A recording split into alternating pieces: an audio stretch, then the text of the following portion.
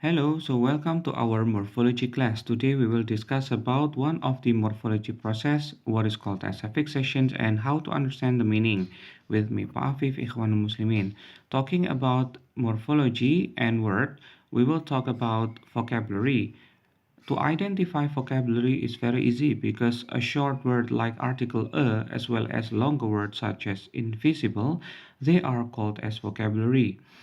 And to make a new vocabulary or develop the word, it is very easy because it is just a need for us to add something to the base or root to produce longer words with various meaning. There are some parts of word.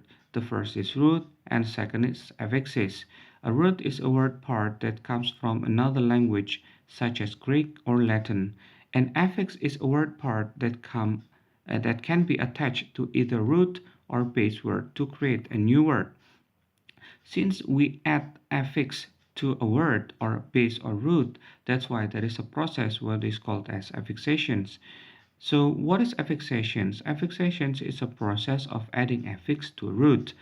An affix is a bound morpheme which must always be attached to a root morpheme. So we will discuss about some types of affix. The first is prefix. Prefix is an affix which comes before a root. For example, we have dis, an, and ill in the word dislike, unhappy, enlarge, illegal. The second types of affix is suffix. Suffix is an affix that is added after root. For example, we have men, li, us, and all in agreement, happily, dangerous, and natural. The third type of affix is circumfix. It is by adding both before and after the roots, or we can say that we add prefix and suffix.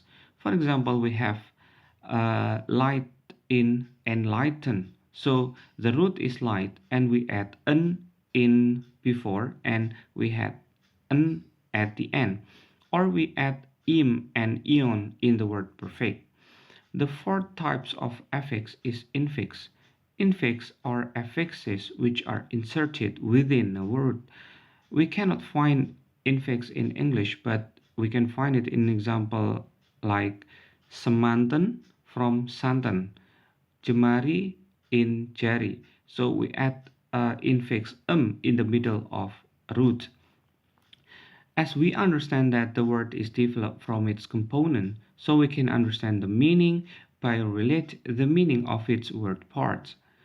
To unlock the meaning of an unfamiliar word, break the word down into its component part, then think about the meaning of the words affixes and root.